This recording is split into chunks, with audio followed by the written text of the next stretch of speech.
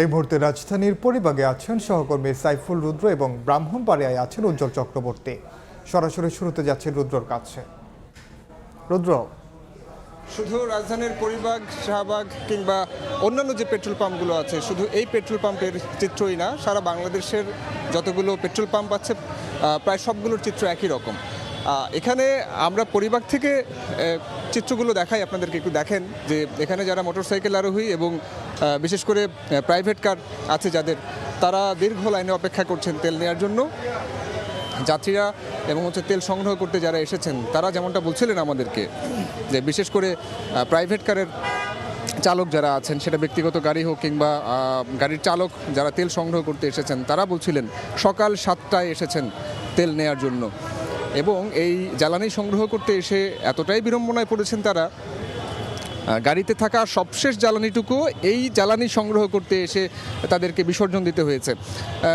অপেক্ষার তালিকা, অপেক্ষার সময়টা এত দীর্ঘ যে সেটা তাদের জন্য একটা বড় বিড়ম্বনার কারণ হয়ে দাঁড়িয়েছে। আর একটা ব্যাপার হচ্ছে যে মোটরসাইকেল আরোহী যারা মোটরসাইকেল নিয়ে অফিসে যাতায়াত করেন কিংবা ব্যবসা প্রতিষ্ঠানে যাতায়াত করেন, বিশেষ করে অফিসগামীদের বিপদে পড়তে হয়েছে সবচেয়ে বেশি।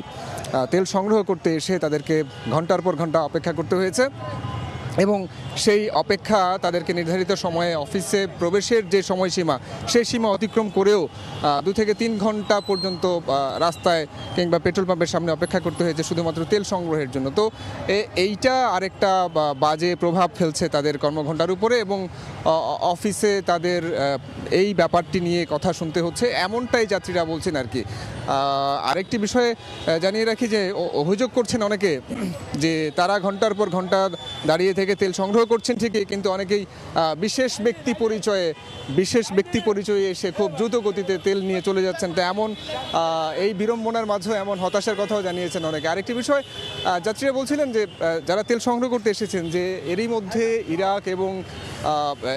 ইরান এবং ইসরায়েলের মধ্যে চলমান যে যুদ্ধ ছিল সেটি একটা মধ্যস্থতার মধ্যে এসেছে এবং যুদ্ধবিরতি চলমান রয়েছে। তো এই যুদ্ধবিরতিকে কেন্দ্র করে বিশ্ববাজারে তেলের দাম কমবে বলে যে আশা তারা করছিলেন, সেটিতে আসলে বাংলাদেশের তেলের বাজারে কোনো প্রভাব পড়বে কিনা সেটি নিয়ে তারা আশঙ্কা প্রকাশ করেছেন। তো আমার কাছে এই মুহূর্তে এই ছিল রাজধানীর ঢাকার শাহবাগের তেল সরবরাহ এবং তেল সংগ্রহের যে চিত্র, সেটি সবশেষ তথ্য। আমরা এখন যাব ব্রাহ্মণবাড়িয়ায়, সেখানে আছেন আমাদের সহকর্মী উজ্জ্বল চক্রবর্তী।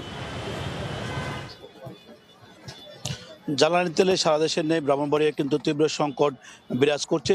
তার মধ্যে কিন্তু ব্রাহ্মণবাড়িয়ায় যে মোট 18টি ফিলিং স্টেশন আছে, তার মধ্যে 14টি চালু আছে।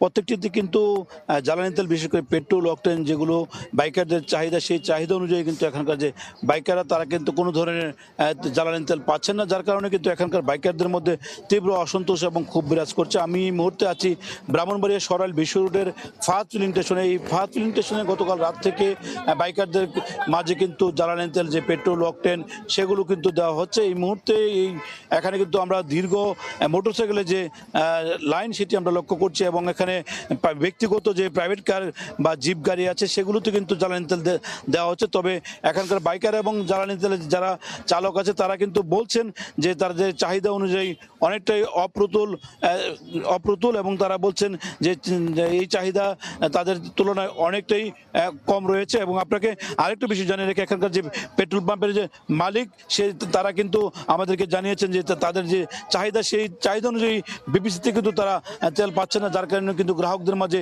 সরবরাহ করতে অনেকটাই সমস্যা হচ্ছে। এছাড়া কিন্তু গ্রাহকদের পর্যায়ে থেকে ব্যাপক চাপ রয়েছে তাদের প্রতি এবং তারা বলছেন যে গ্রাহক চাপ সামলাতে তাদেরকে বেশ হিমশিম খেতে হচ্ছে। এখানকার যে জ্বালানি তেলের যে সংগঠনের সভাপতি আছেন, তিনি আমাদেরকে জানিয়েছেন এই সমস্যা খুবই সহসাই কেটে যাবে, তিনি আশা প্রকাশ করেছেন। তো এইটুকু ছিল আমার কাছে জ্বালানি তেল সংকটের সর্বশেষ তথ্য।